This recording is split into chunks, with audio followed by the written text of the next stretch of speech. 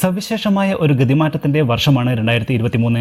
ആരഭിനയിക്കുന്നു എന്നതോ ഏത് ജോണറിലേക്കുള്ളതാണെന്നോ പരിഗണിക്കാതെ കാമ്പുള്ള കഥയുള്ള സിനിമകളെ പ്രേക്ഷകർ രണ്ട് കൈയും നീട്ടി സ്വീകരിച്ചപ്പോൾ തിരക്കഥ സൂപ്പർ താരമായി.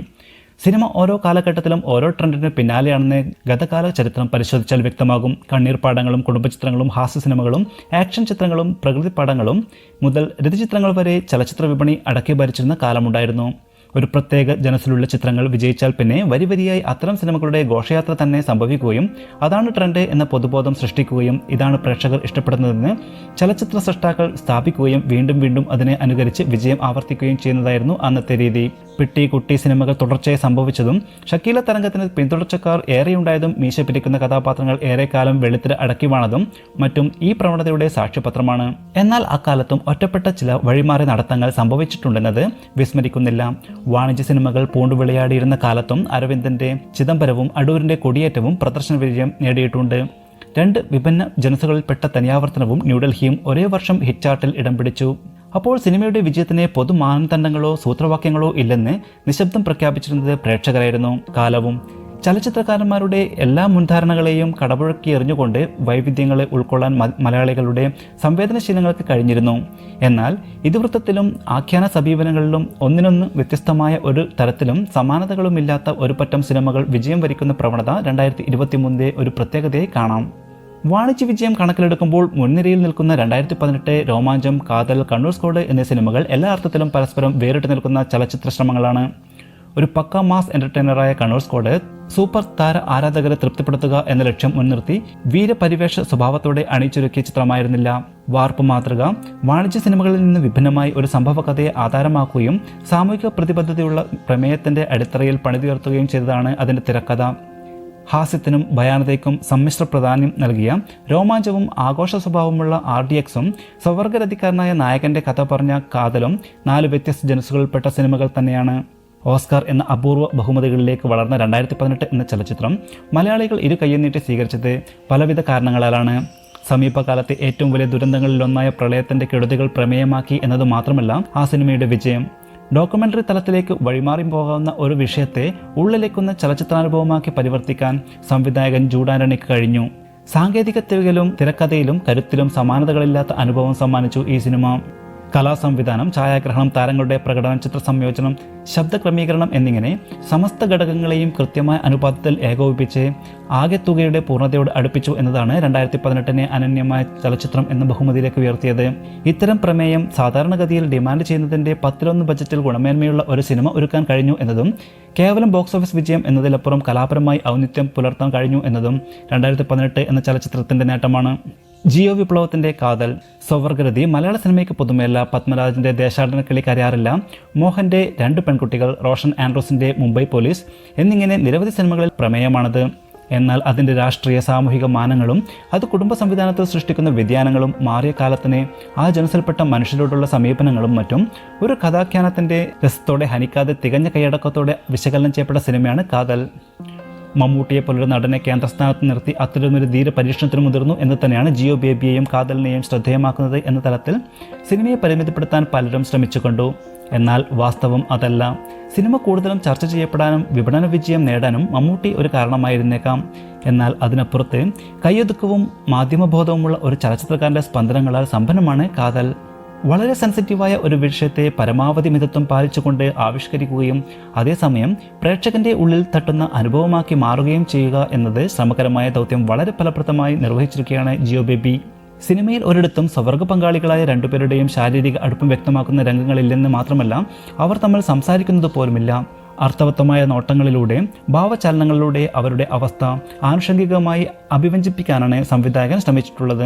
അതുപോലെ ഒരു കാലത്ത് പ്രകൃതി വിരുദ്ധമെന്ന് പൊതുബോധം എഴുതിത്തള്ളിയിരുന്ന ഈ അവസ്ഥയെ സ്വാഭാവികമായ ഒന്നായി തിരിച്ചറിയാൻ കഴിയുന്നു എന്നതും പൊതുപ്രവർത്തകനായി തിരഞ്ഞെടുക്കപ്പെടാൻ പോലും അങ്ങനെ ഒരാൾ യോഗ്യനാണെന്നും സിനിമ സമർത്ഥിക്കുന്നു. ഒരാൾ സ്വവർഗാനുരാഗിയായി ജനിക്കുന്നത് അയാളുടെ തെറ്റുകൊണ്ടല്ല എന്ന തിരിച്ചറിവിലേക്ക് കാണികളെ നയിക്കാൻ സിനിമയ്ക്ക് കഴിയുന്നു. ഇതെല്ലാം തന്നെ പ്രചരണ സ്വഭാവം തീർത്തും ഒഴിച്ചു നിർത്തി സ്വാഭാവികമായി അവതരിപ്പിക്കാൻ കഴിയുന്നു എന്നതും കാതൽ എന്ന സിനിമയുടെ പ്രത്യേകതയാണ്. ലൈംഗികതയുടെ കാര്യത്തിൽ ഹിപ്പോക്രാറ്റിക് മനോഭാവം സൂക്ഷിക്കുന്നവരെ എന്ന് പരക്കെ വിമർശിക്കപ്പെടുന്ന ഒരു ദേശത്തെ ഈ സിനിമ മികച്ച വിജയം നേടുന്നു എന്നതും ചരിത്രത്തിന്റെ വഴിമാറി നടത്തമാവാം. ഒരു RDX വിജയകഥ.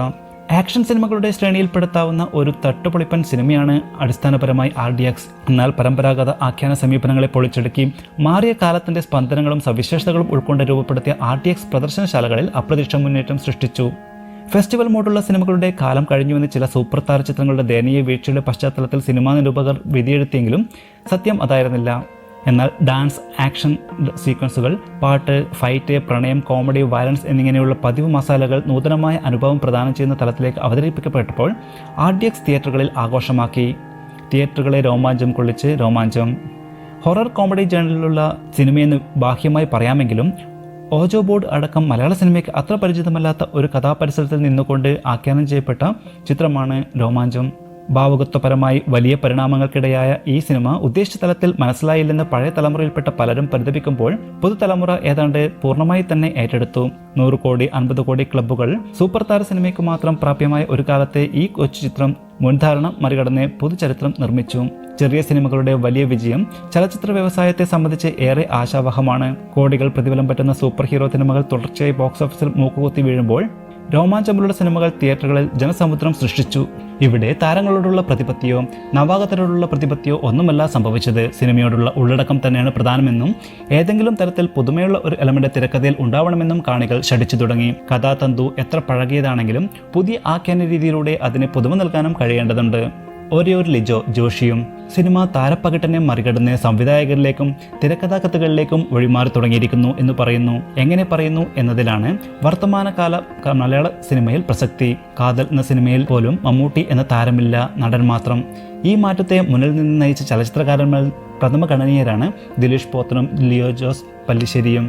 ദിലീഷ് ഇക്കൊല്ലം നിശബ്ദനായപ്പോൾ ലിജോ നൻപകൽ നേരത്ത് മയക്കുമായി രംഗത്ത് സജീവമായി. ഇതിവൃത്തം, ആഖ്യാനം എന്നിങ്ങനെ 2 തലങ്ങളിലും ലിജോ ടച്ച് പ്രകടമാക്കിയ നൻപകൽ നേരത്ത് മയക്കത്തിൽ ചലനത്തിന്റെ എല്ലാ സാധ്യതകളും പരീക്ഷിക്കുന്ന ജിംബൽ കാലത്തും സ്റ്റാറ്റിക് ഫ്രെയിമുകളെ സൗന്ദര്യാത്മകമായി എങ്ങനെ വിന്യസിക്കാമെന്ന് ലിജോ കാണിച്ചു തന്നു. മലയാള സിനിമയിൽ KG ജോർജിന് ശേഷം ഇത്ര വലിയ ഒരു വിഗ്രഹഭഞ്ജകൻ ഉണ്ടായിട്ടില്ലെന്ന് ഓരോ സിനിമയിലൂടെയും ലിജോ സാക്ഷ്യപ്പെടുത്തുന്നു. സിനിമയുടെ pace, rhythm, colour tone, photographic mood എന്നിങ്ങനെയുള്ള സാങ്കേതിക സൂക്ഷ്മതകളെ മികച്ച സൗന്ദര്യാനുഭവം സൃഷ്ടിക്കാൻ എങ്ങനെ ഉപയോഗിക്കാമെന്ന് സംബന്ധിച്ച ധാരണകൾ ലിജോ പ്രയോജനപ്പെടുത്തിയ സിനിമകളിൽ ഒന്നാണ് നൻപകൽ നേരത്തെ മയക്കം. അട്ടിമുറിയോളം പോന്ന ഭാവുകത്വ പരിണതികൾ സിനിമയെ അടിമുടി ഉടച്ചു വാർക്കുന്ന സമീപകാലീന പരിസ്ഥിതിയിലും തൻ്റെതായ സ്പേസിൽ നിന്നുകൊണ്ട് അത്ഭുതങ്ങൾ വിരചിക്കുകയാണ് മാസ്റ്റർ ക്രാഫ്റ്റ്സ്മാൻ ജോഷി. സിനിമയിൽ ജയപരാജയങ്ങൾ നിർണ്ണയിക്കുന്നതിൽ കാലാനുസൃതമായ മാറ്റങ്ങൾക്ക് നിർണായകമായ പങ്കുണ്ട്. കാലത്തെ അറിയാൻ കഴിയാത്ത പക്ഷം ഏത് അധികായനം കടപുഴകും. ഒരു കാലത്തെ ലെജൻഡുകൾ എന്ന് നാം വിശേഷിപ്പിച്ച ചലച്ചിത്രകാരന്മാരുടെ വംശം കൂട്ടത്തോടെ അന്യം നിന്ന് പോകുന്ന ദയനീയമായ കാഴ്ചക്കിടയിലും ഒറ്റയാൻ്റെ കരുത്തും സൗന്ദര്യവുമായി നിലനിൽക്കുകയാണ് ജോഷി. സംവിധായകൻ എന്ന നിലയിൽ പതിറ്റാണ്ടുകളായി നമ്മെ നിരന്തരം വിസ്മയിപ്പിച്ചുകൊണ്ടിരുന്ന ജോഷി സമകാലികരായ സംവിധായകരിൽ നിന്ന് വിഭിന്നമായി നിരന്തരം സ്വയം നവീകരിച്ചുകൊണ്ടും കാലത്തിൻ്റെ മാറ്റങ്ങൾക്കൊപ്പം സഞ്ചരിച്ചും പുതുതലമുറയോട് കിടപിടിക്കുന്ന പരിചരണ രീതിയിലും സാങ്കേതിക സൂക്ഷ്മതയിലും മികവിലും നിലനിർത്തുന്നു. പ്രമേയപരമായി ഏറെ ദൂരം മുന്നോട്ട് സഞ്ചരിക്കാൻ ഒരു കാലത്തും അദ്ദേഹത്തിന് കഴിഞ്ഞിട്ടില്ല. സംഘർഷാത്മക തന്നെയാണ് എക്കാലവും ജോഷി ചിത്രങ്ങളുടെ അടിസ്ഥാന പ്രമേയം. ത്രില്ലിംഗ് എക്സ്പീരിയൻസ് സമ്മാനിക്കുക എന്ന കേവല ധർമ്മമാണ് അദ്ദേഹം നയിക്കുന്നത്. എന്നാൽ മേക്കിംഗ് സ്റ്റൈലിൽ ജോഷി കൊണ്ടുവരുന്ന നൂതന സമീപനം അനാദൃശ്യമാണ്. സംവിധായകൻ എന്ന നിലയിലെ വൈവിധ്യം കൊണ്ടും ഉൾക്കനം കൊണ്ടും ജോഷിയേക്കാൾ ബഹുദൂരം മുന്നിൽ നിൽക്കുന്ന സംവിധായകർ കരിയറിന്റെ അവസാന കാലത്തെ പഴക്കം ചെന്ന പരിചരണ രീതി കൊണ്ട് വ്യാപക വിമർശനം ഏറ്റുവാങ്ങിയപ്പോൾ പാപ്പനിലും പൊറിഞ്ചുമറിയൻ ജോസിലും ആന്റണിയിലും നിലനിർത്തിയിരിക്കുന്ന ജോഷി ഇതേസമയം ഇതിവൃത്തപരമായ പരാധീനത അദ്ദേഹത്തെ വിടാതെ പിന്തുടരുകയും ചെയ്യുന്നു. സാങ്കേതിക വൈദഗ്ധ്യത്തിലും സുശിക്ഷമായ ക്രാഫ്റ്റും അദ്ദേഹം പുലർത്തുന്ന അവധാനത ഏതു പഴയ വീഞ്ഞിനെയും പുതിയ കുപ്പിയിൽ കൂടുതൽ വീര്യമുള്ളതാക്കുന്നു. തിരക്കഥകളുടെ ബലഹീനതയെ സംവിധായകൻ അതിജീവിക്കുന്നു എന്ന മാജിക്കും ജോഷിയുടെ കാര്യത്തിൽ മാത്രം സംഭവിക്കുന്ന അത്ഭുതമാണ്. ഇതിവൃത്ത സ്വീകരണത്തിലെ വിപ്ലവാത്മക സമീപനങ്ങളോടുള്ള വിമുഖതയാണ് ജോഷിയുടെ ഏറ്റവും വലിയ പരിമിതി. ആന്റണി എന്ന ഏറ്റവും പുതിയ സിനിമയും അതിന് ഉദാഹരണമാണ്. ഹിറ്റുകൾ വിരലിലെണ്ണാൻ മാത്രം. ഈ വർഷം റിലീസായ 220 ചിത്രങ്ങളിൽ ആകെ 4 സിനിമകൾ മാത്രമാണ് മെഗാ ഹിറ്റായത് എന്ന യാഥാർത്ഥ്യം ചലച്ചിത്ര വ്യവസായത്തിലെ വളർച്ചയെ കാണിക്കുന്ന ഒന്നല്ല. എന്തുകൊണ്ട് ഇങ്ങനെ സംഭവിക്കുന്നു എന്നതിൻ്റെ ഉത്തരം വളരെ ലളിതമാണ്. പ്രേക്ഷകന്റെ മാറിയ അഭിരുചികളെ തൃപ്തിപ്പെടുത്താൻ മഹാഭൂരിപക്ഷം സിനിമകൾക്കും കഴിയുന്നില്ല. ഏതു തരം ഫോർമുലയാണ് ഓരോ കാലത്തും കാഴ്ചക്കാരനെ ഇഷ്ടപ്പെടുക എന്ന് നിർണ്ണയിക്കാൻ ആർക്കും കഴിയില്ലെന്ന സത്യം അവശേഷിക്കുമ്പോഴും രസം ജനറേറ്റ് ചെയ്യുന്ന സിനിമകൾ എക്കാലത്തും ശരാശരി വിജയമെങ്കിലും നേടിയിട്ടുണ്ട്. ഫാലിമി, ഗരുഡൻ, പൂക്കാലം, പാച്ചവും അത്ഭുത വിളക്കും, നെയ്മർ, അനുരാഗം, മധുരമനോഹര മോഹം, തീപ്പൊരി ബെന്നി പോലുള്ള കൊച്ചു സിനിമകൾ തെറ്റില്ലാത്ത വിപണന വിജയം സ്വന്തമാക്കിയപ്പോൾ വലിയ മുതൽ മുടക്കിലെത്തിയ ചില സിനിമകളെ ജനം നിരാകരിച്ചു. മാറിയ കാലത്തെ പരിഗണിക്കാത്ത തിരക്കഥ തന്നെയായിരുന്നു ഈ സിനിമകളിലും വില്ലൻ. അതേസമയം തിരക്കഥ എന്ന അടിസ്ഥാന ഘടകത്തെ അവധാനതാപൂർവ്വം പരിഗണിച്ച 2 മമ്മൂട്ടി ചിത്രങ്ങൾ കലാപരമായും വാണിജ്യപരമായും വിജയം കൈവരിക്കുകയും ചെയ്തു. നൻപകൽ നേരത്ത് മയക്കവും കാതലും. മോഹൻലാലിന്റെ കരിയറിൽ സമീപ വർഷങ്ങളിൽ വലിയ വിജയങ്ങൾ കടന്നുപോയിട്ടില്ല. ഒരു കാലഘട്ടത്തിലും തളർത്താൻ കഴിയാത്ത നടനും താരവുമാണ് മോഹൻലാൽ. ഈ കുറവുകളെല്ലാം പരിഹരിച്ചുകൊണ്ട് 2023 മോഹൻലാൽ വീണ്ടും സജീവമായി. ജിത്തു ജോസഫ് തിരക്കഥ മർമ്മപ്രധാനമായ ഘടകമാണ് എന്ന് ഉറച്ച ധാരണ ഉള്ളിൽ സൂക്ഷിക്കുന്ന ചലച്ചിത്രകാരനാണ്. ജിത്തുവിന്റെ പുതിയ ചിത്രമായ നേരെ അടുക്കും ചിട്ടയും വെടുപ്പുമുള്ള സിനിമ എന്ന നിലയിൽ ഖ്യാതി നിലനിർത്തി. മോഹൻലാലിന്റെ കരിയറിൽ സംഭവിച്ച ആശ്വാസ ചിത്രം കൂടിയായി ഇക്കൊല്ലം ഒടുവിൽ റിലീസ് ചെയ്ത നേരെ. സിനിമകളുടെ വിപണന വിജയത്തിനോ ഇനീഷ്യൽ കളക്ഷനിലോ നായികമാർ ഒരു കാലത്തും പ്രസക്ത ഘടകമായിരുന്നില്ല. ഇതിന് കാരണം മറ്റൊന്നുമില്ല. പ്രേക്ഷകൻ എക്കാലവും നായക നടനെ മാത്രം നോക്കിയാണ് സിനിമയ്ക്ക് കയറിയിരുന്നത്. നയൻതാരയും മറ്റും ഇതര ഭാഷകളിൽ ക്രൗഡ് പുള്ളറായി വിലസുമ്പോഴും മലയാളത്തിൽ അവരുടെ സിനിമകൾക്കും ഒരു നായകന്റെ പിൻബലം ആവശ്യമായിരുന്നു. ഈ ദുസ്ഥിതിക്ക് കുറച്ചെങ്കിലും മാറ്റമുണ്ടായത് മഞ്ജു വാര്യരുടെ 2ാം വരവോടെയാണ്. സ്ത്രീ പ്രേക്ഷകർ മഞ്ജുവിന്റെ സിനിമകൾക്കായി തിയേറ്ററുകളിൽ ക്യൂ നിന്നപ്പോൾ ഉദാഹരണം സുജാത പോലെ അവരെ കേന്ദ്രീകരിച്ചുള്ള സിനിമകൾ വിജയം കണ്ടു. എന്നാൽ ഈ ഘടകങ്ങളൊന്നും 2023 തുണയായില്ല. മികച്ച സിനിമയായിട്ടും തിയേറ്ററുകളിൽ വലിയ ചലനം സൃഷ്ടിക്കാതിരുന്ന ശേഷം മൈക്കിൾ ഫാത്തിമ OTTയിൽ വൻതോതിൽ ചർച്ചയായി.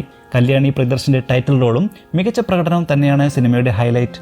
തമാശ നിറഞ്ഞ കഥാസന്ദർഭങ്ങൾക്കപ്പുറം അഭിനയ സാധ്യതയുള്ള ഗൗരവമേറിയ വിഷയങ്ങളും ചെയ്ത് ഫലിപ്പിക്കാൻ തനിക്കാവുമെന്ന് ബേസിൽ ജോസഫ് തെളിയിച്ച സിനിമയാണ് ഫാലിമി. സോമന്റെ കൃതാവ് എന്ന വളരെ ചെറിയ സിനിമയും ഭേദപ്പെട്ട അഭിപ്രായം നിലനിർത്തി. ശീർഷക കഥാപാത്രം അവതരിപ്പിച്ച വിനയ് ഫോർട്ടിന്റെ പ്രകടനവും എടുത്തു പറയേണ്ടതാണ്. 2018 മികച്ച തിരിച്ചുവരവ് നടത്തിയ സുധീഷും ഫാലിമി, നേരെ സിനിമകളിലൂടെ ജഗദീഷും താരപദവിക്കപ്പുറം തന്നിലെ നടനെ തിരിയുന്ന ടൊവിനോയും കൂടുതൽ ശ്രദ്ധ നേടിയ വർഷം കൂടിയായിരുന്നു 2023. എന്നാൽ ടൊവിനോയെ കേന്ദ്ര കഥാപാത്രമാക്കി ഡോക്ടർ ബിജു ഒരുക്കിയ അദൃശ്യജാലകങ്ങൾ ഗൗരവമേറിയ സിനിമയായിട്ടും പ്രേക്ഷകർക്കിടയിൽ കാര്യമായ ചലനമുണ്ടാക്കാതെ പോയി. കോവിഡ് കാലത്ത് നേരമ്പോക്കിന് OTT പ്ലാറ്റ്ഫോമുകളെ ആശ്രയിച്ചിരുന്ന പ്രേക്ഷക സമൂഹം ലോകത്തിലെ വിവിധ ഭാഷകളിൽ സംഭവിച്ച കുതിച്ചുചാട്ടങ്ങൾക്ക് സാക്ഷിയായി. പ്രമേയപരമായും ആഖ്യാന തികവിലും സാങ്കേതിക മേന്മയിലും പുതിയ പരിണാമങ്ങൾ സൃഷ്ടിച്ച സിനിമകളായുള്ള നിരന്തര പരിചയത്തിലൂടെ പുതിയ ചലച്ചിത്ര സംസ്കാരം ലഭ്യമായ ഒരു ജനതയ്ക്ക് മുന്നിലാണ് നൂറ്റാണ്ടുകളായി ആവർത്തിക്കപ്പെടുന്ന സമീപനങ്ങളുമായി ചിലർ പ്രത്യക്ഷപ്പെട്ടത്. സ്വാഭാവികമായും ഇത്തരം സിനിമകൾ നിരാകരിക്കപ്പെട്ടു. ആര് അഭിനയിക്കുന്നു എന്നതോ ആര് അഭിനയിക്കാതിരിക്കുന്നു എന്നതോ ആര് സംവിധാനം ചെയ്തു എന്നതോ പുതിയ പ്രേക്ഷകന് ഒരു വിഷയമല്ല. അപ്രശസ്തരായ അഭിനേതാക്കളെ അണിനിരത്തി നവാഗത സംവിധായകർ ഒരുക്കുന്ന സിനിമകളെ പോലും നിറഞ്ഞ കൈയോടെയോടെ സ്വീകരിക്കാൻ അവർ ഒരുക്കമാണ്. സിനിമ എത്ര കണ്ട് എൻഗേജിംഗ് ആണെന്നും ഇതുവരെ കാണാത്ത എന്തെങ്കിലും ഒരു എലമെന്റ് സിനിമയിലുണ്ടോ എന്നതും അതിലുപരി കെട്ടുറപ്പുള്ള തിരക്കഥയുടെ കരുത്തുമാണ് ഇന്ന് പ്രേക്ഷകനെ തിയേറ്ററുകളിലേക്ക് അടുപ്പിക്കുന്നത്. ടിക്കറ്റ് ചാർജ് ഗണ്യമായി വർദ്ധിക്കുകയും സിനിമ കാണുക എന്നത് ചിലവേറിയതായി മാറുകയും ചെയ്ത കാലത്ത് സിനിമ എന്ന പേരിൽ തിയേറ്ററുകൾ പ്രദർശിപ്പിക്കുന്ന ചാപിള്ളകൾക്ക് മുന്നിൽ ഇരുന്നു കൊടുക്കാൻ ഇന്നത്തെ കാണികൾ തയ്യാറല്ല. ചലച്ചിത്ര പ്രവർത്തകരെക്കാൾ ചലച്ചിത്ര സാക്ഷരത നേടിയവരാണ് ഇന്നത്തെ പ്രേക്ഷകർ എന്ന് സിനിമയുടെ ഗതിവിഗതികളെ സസൂക്ഷ്മം വീക്ഷിക്കുന്ന നടൻ മമ്മൂട്ടി വിലയിരുത്തുന്നു. അവരുടെ പ്രതീക്ഷയ്ക്കൊത്ത് ഉയരുകയാണ് സിനിമ നിർമ്മിക്കുന്നവർ പ്രാഥമികമായി അനുവർത്തിക്കേണ്ട ദൗത്യമെന്നും അദ്ദേഹം ഒരു അഭിമുഖത്തിൽ പറയുകയുണ്ടായി. OTT പ്ലാറ്റ്ഫോമുകളും ടെലിവിഷൻ ചാനലുകളും മുൻകാലങ്ങളിൽ നിന്നും വിഭിന്നമായി തിയേറ്ററുകളിലെ പ്രകടനം വിലയിരുത്തിയ ശേഷം മാത്രമാണ് സിനിമകൾ വാങ്ങുന്നതും അവയ്ക്ക് മൂല്യനിർണ്ണയം ചെയ്യുന്നതും. ആത്യന്തികമായി ഇത് മികച്ച സിനിമകളുടെ കടന്നുവരവിനെ കളമൊരുക്കുന്നു എന്ന് വേണം പറയാൻ.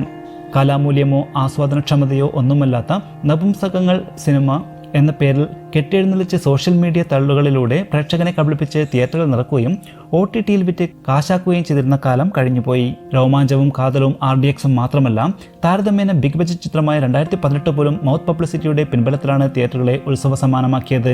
ഗിമ്മിക്കുകളും വിപണന തന്ത്രങ്ങളും കൊണ്ട് സിനിമയെ ഭാവിയില്ല എന്നതിൻ്റെ ഏറ്റവും വലിയ സമീപകാല ഉദാഹരണമാണ് കിങ് ഓഫ് കൊത്ത. ദുൽഖർ എന്ന പാൻ ഇന്ത്യൻ താരത്തിന്റെ മികച്ച പ്രകടനവും ഇനീഷ്യൽ കളക്ഷനും കൂട്ടുണ്ടായിട്ടും ദുർബലമായ തിരക്കഥ മൂലം വിജയിക്കാനായില്ല. ജോർജ് നിർമ്മിച്ച് ഇരട്ട വേഷത്തിൽ വന്ന ഇരട്ട എന്ന ചിത്രവും തിരക്കഥയിലും സംവിധാന മികവിലും നായകന്റെ ഉജ്ജ്വല പ്രകടനത്തിലും മുന്നിട്ട് നിന്നെങ്കിലും തിയേറ്ററുകളിൽ പ്രതീക്ഷിച്ച വിജയം കൈവരിച്ചില്ല. എന്നാൽ OTT റിലീസിൽ വിവിധ രാജ്യങ്ങളിലും ഭാഷകളിലുമുള്ള പ്രേക്ഷകർ വൻ വരവേൽപ്പാണ് നൽകിയത്. അപ്പോൾ സിനിമ നല്ലതെങ്കിൽ ഏതെങ്കിലും തരത്തിൽ അത് സ്വീകരിക്കപ്പെടും എന്നതിന് ഉത്തമ നിർദ്ദേശകമായിരുന്നു ഇരട്ട. തിയേറ്ററുകളിൽ വിജയിച്ചാലും ഇല്ലെങ്കിലും നല്ല സിനിമകൾക്ക് കാലം നിശ്ചയിക്കുന്ന ഒരു കാവ്യനീതിയുണ്ട്. റിലീസ് കാലത്ത് വൻ പരാജയമായിരുന്ന സന്ദേശം 3.5 പതിറ്റാണ്ടിന് ശേഷം ഇന്റർനെറ്റിൽ പുതുതലമുറ പോലും ആഘോഷിക്കുന്ന നിത്യവിസ്മയമായി. റിലീസ് ടൈമിൽ വൻ ദുരന്തമായി മാറിയ തൂവാൻ തുമ്പികൾ സിനിമാ വിദ്യാർത്ഥികളും നവചലച്ചിത്രകാരന്മാരും എക്കാലത്തെയും പാഠപുസ്തകങ്ങളിലൊന്നായി കൊണ്ടാടുന്നു.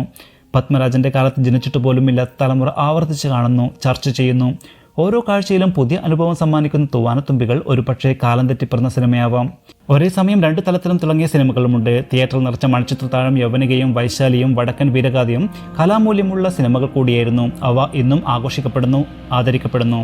സിനിമ നല്ലതെങ്കിൽ അത് എത്ര വൈകിയാലും സ്വീകാര്യതയുടെ പുതിയ തീരങ്ങളിൽ എത്തിപ്പെടും, അംഗീകരിക്കപ്പെടും. മോശമെങ്കിൽ അത് ചരിത്രത്തിൻ്റെ പിന്നാമ്പുറത്ത് വിസ്മൃതിയിലേക്ക് മറയും. വാണിജ്യ വിജയം താൽക്കാലികമായ ആഘോഷമാണ്. അത് ചലച്ചിത്ര വ്യവസായത്തെ സംബന്ധിച്ച് ഒരു അനിവാര്യതയാണെങ്കിൽ കൂടി. 2023 നൻപകൻ മയക്കവും 2018 ഒഴിച്ചാൽ കതിർക്കനമുള്ള അധികം സിനിമകൾ ഉണ്ടായിരുന്നില്ലെന്നത് വാസ്തവം. 2023 മികച്ച സിനിമകളുമായി 2024 കാത്തിരിക്കുന്നു എന്നതാണ് ചലച്ചിത്ര പ്രേമികളെ ആവേശകരമാക്കുന്നത്.